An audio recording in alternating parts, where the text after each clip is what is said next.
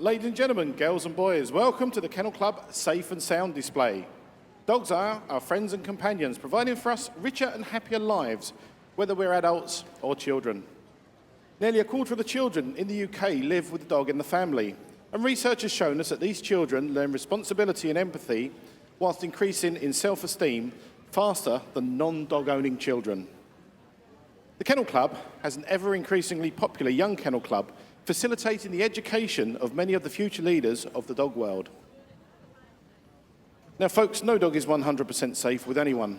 However, by education, nearly 100% of dog-related accidents and bites can be preventable.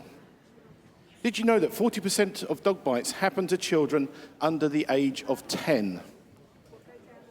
And of those, 90% of the under 4-year-olds that are bitten are often bitten in their own home. Unfortunately, as we see too often in the media, the most serious bites happen to children. And 95% of the total of all bites to children, as I said previously, often happen in their home or a relative's home or a friend's home, usually by a dog that's known to them.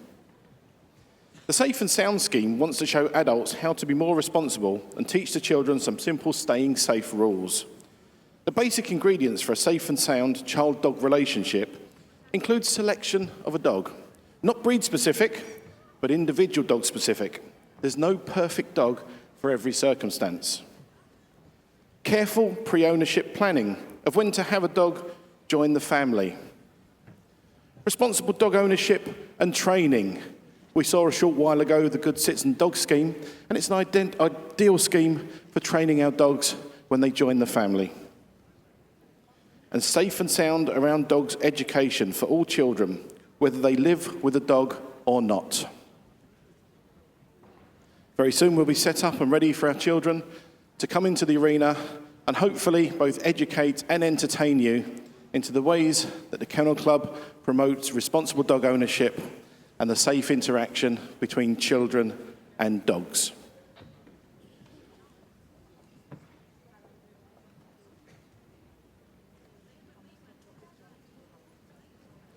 If I take this opportunity to say, if you can remember anything you see during this display today, we'd love you to take it back and show it to any of your children or grandchildren, your nephews and nieces. In fact, any children that you come into contact, that may come into contact with dogs, because we'd like to keep all children safe around dogs. Right, I think we're ready for our short demonstration. So ladies and gentlemen, girls and boys, may I present to you the Kennel Club Safe and Sound Scheme.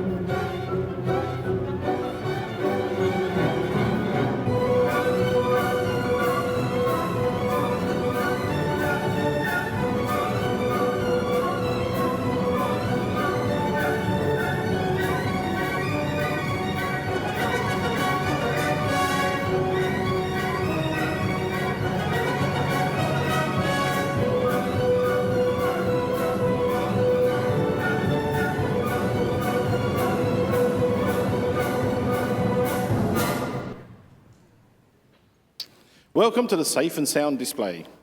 Our children and all the team today are representatives of the Irisia Dog Training Club based in Shropshire. Now, don't be alarmed by anything you see during the displays today, as all the scenes have been carefully rehearsed to highlight potential danger areas where dogs and children interact. And before we start, we'd like to introduce you to our bite protection officers. They're the ones holding the red danger flags, and our officers will highlight any potential danger as it occurs. So now, let's start at the greatest dog show in the world, Crufts.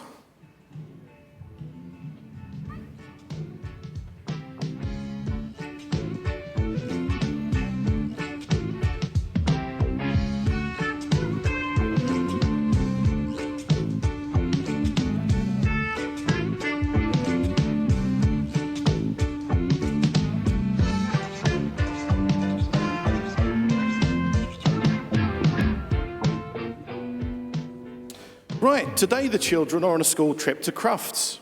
And they've seen some wonderful displays. They've just seen the golden retrievers, and they've seen the Good Citizen Dog Scheme here in the arena. And the head teacher's now given them some free time to go off and explore some of the other exhibits on their own, just as you may be doing with your children here today, folks. Now, our children love dogs, and some of them have wandered around to the benching areas. That's where we keep the display dogs in between displays. And contrary to the rules of Crufts, these children are unsupervised, and some of the dogs on the benches have been left unattended. The children are trying to meet these dogs, but look how they're going about it. Dogs are tied up on the bench, they can't go away, they can't run anywhere. They're probably feeling a little bit frightened and vulnerable by all the attention from these strangers. And the children are clapping and they're shouting, they're whistling, they're making noises, they're running backwards and forwards. Look how close they get to these dogs' faces. Stop. Children, we should never approach unattended dogs. And Crufts is no exception. If you'd like to meet a dog here today, what should you do? Let's think about that. I know. We should do the safe and sound approach. So we asked the owner, and we can see the owners have come back to the benches to recover their dogs. And we asked, can we have permission to stroke your dog, please? The owner said yes. So we offer the dog the back of the hand to sniff, a loose fist, so that the dog is confident that we don't pose a threat and comfortable with us being that close. And then we can gently progress the stroking from there. That is a safe and sound approach, and we'll come back to that a little later.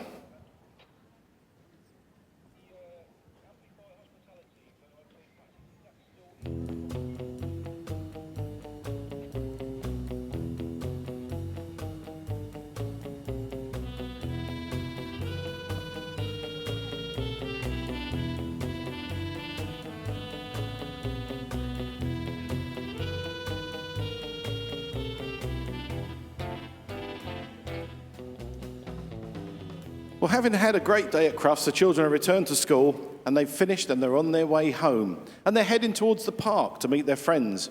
And their journey takes them past a fenced front garden. And inside that garden are a couple of dogs minding their own business. Our group of children have decided to stop outside the garden and play a game. But they're being very noisy, very loud, very boisterous, very excitable. And the dogs in the garden are a little bit concerned. And they're starting to bark and growl, probably feeling like they need to defend their territory. I need you to work with me, folks. These dogs are really barking and growling. And as some of you may know, or have already experienced with your own children, a teasing game has broken out. And they've got the little one's phone, and they're playing catch with it. But oh no, it looks like one of them has butterfingers, and the phone's gone over into the garden where the dogs are. They're not going to want to tell mum or dad that they've lost their phone, are they? I wonder how they're going to get the phone back. Well, looks like they've had some ideas. That's an idea. Let's find a stick and bang on the fence and then poke the stick through and see if we can pull the phone towards us. But that's only making the dogs even more angry. Trust me, folks, these dogs are very angry now. That's not working, is it? We've only made the dogs even more angry. What else could we do? Oh, looks like they've hatched another plan here. What could it be?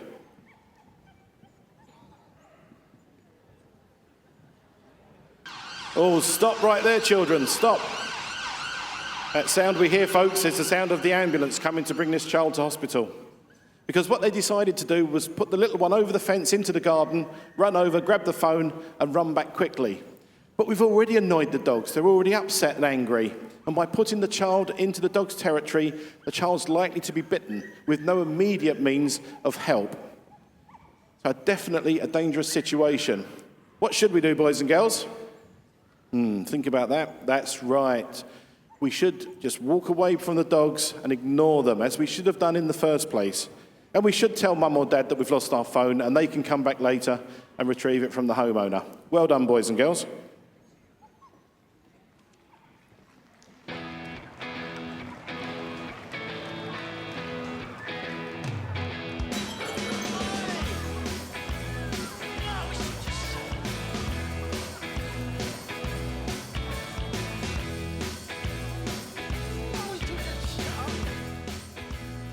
Well, finally, the children arrive at the park gates. But what do they find but a couple of dogs tied up, all on their own? And our children feel sorry for these dogs. They want to go up and give them a cuddle and reassure them. But look how they're approaching these dogs. They've got their sweets out of their bags and they're trying to encourage the dogs to come towards them with their sweets. Again, they're jumping around, making lots of noise, clapping. Look, some of them are even on their knees, their faces so close to these dogs. Stop! Children, we've already learnt today we should never approach unattended dogs. If you'd like to meet a dog, what is it you should do? Well, here we see the owners coming back. They would just tie the dogs up while they popped in the shop to get some milk. And straight away, our children have remembered the lesson from earlier. Can I stroke your dog, please?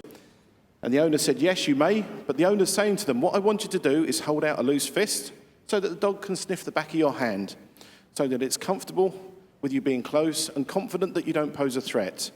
And now you can gently progress the stroking on my dog. That was that safe and sound approach. Well done, boys and girls. And finally, our children arrive in the park where they meet up with lots of their other friends and they can play their games, they can skip, they can throw balls around, they play football, they can eat their snacks and drink their drinks. Now, throughout the UK, the most common park users are children for play and recreation and dog owners to exercise their dogs. And for most of the time, they get along with sharing the park quite well. But let's see what happens when we receive unwelcome attention from a dog.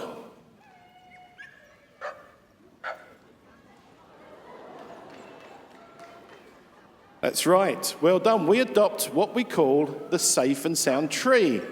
We drop everything we have in our hands.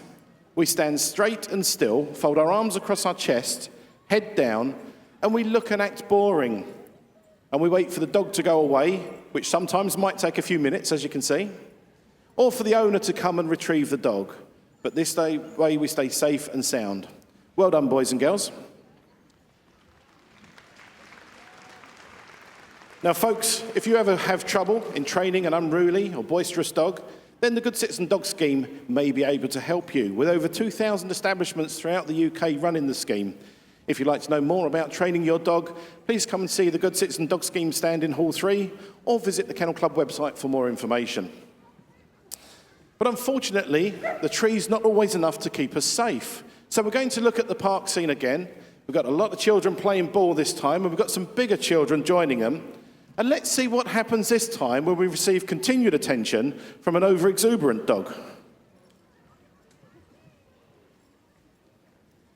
That's right. If the dog knocks us to the ground, we again drop everything we have in our hands. When we fall to the ground, we curl up like a ball on our fronts, elbows tucked in, face down, and look and act boring. And again, wait for the dog to go away or for someone to come and help us. And as we can see with our young dog down here, he's more interested in the ball than he is in the children.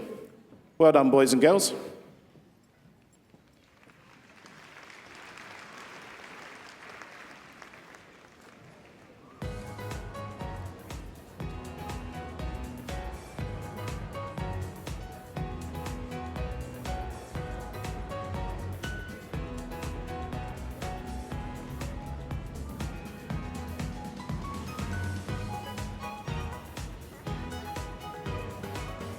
We're now going to show you a typical scene that could potentially cause bites.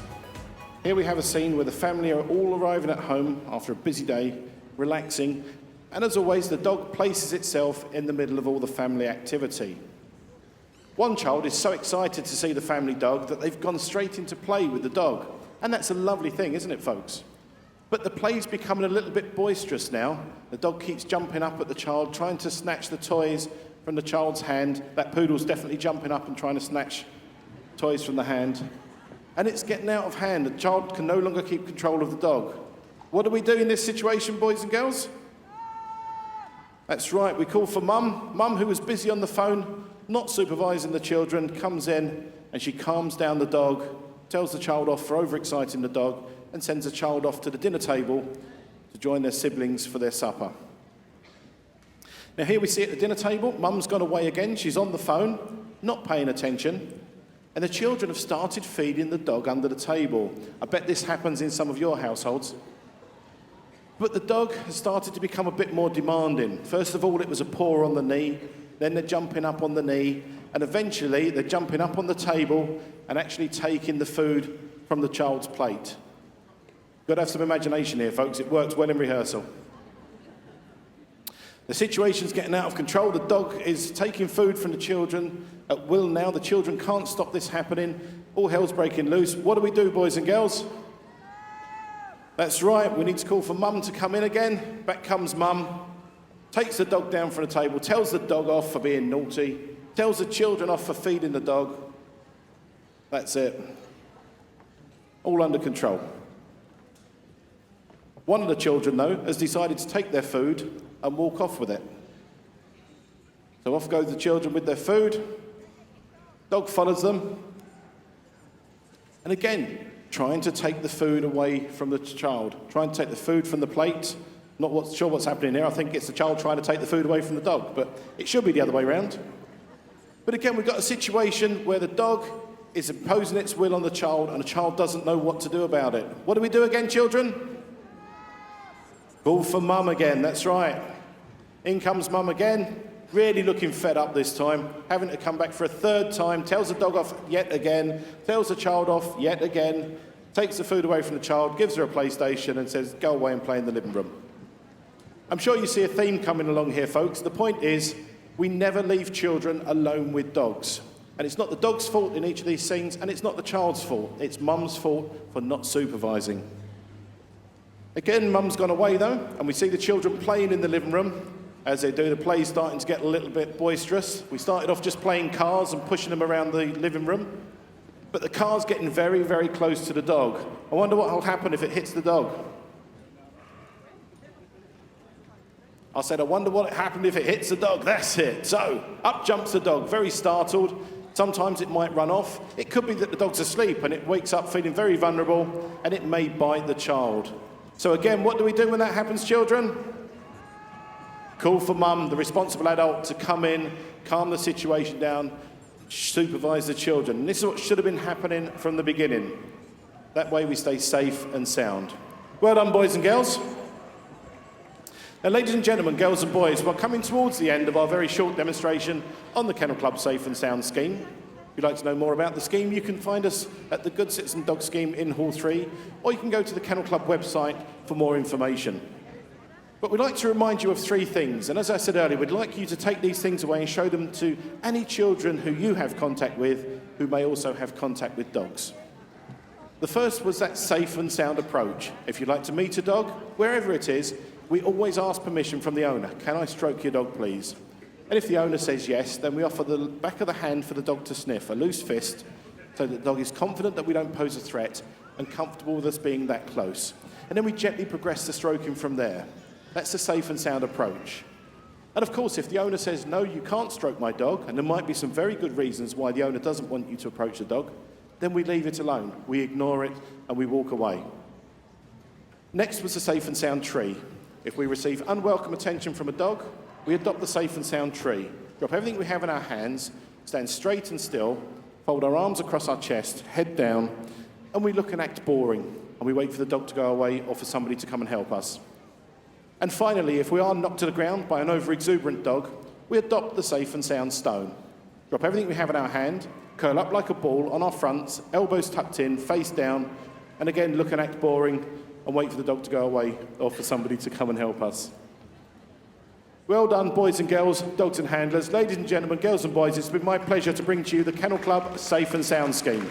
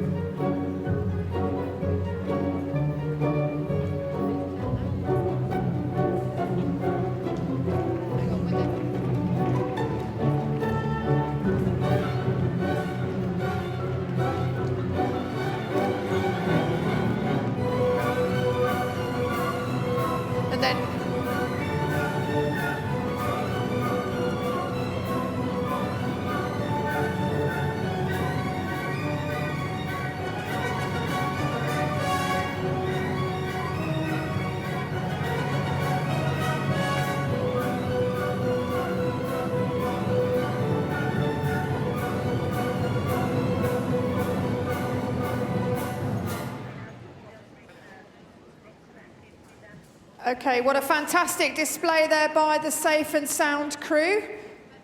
So many important messages there, and remember to tell all the children that you know.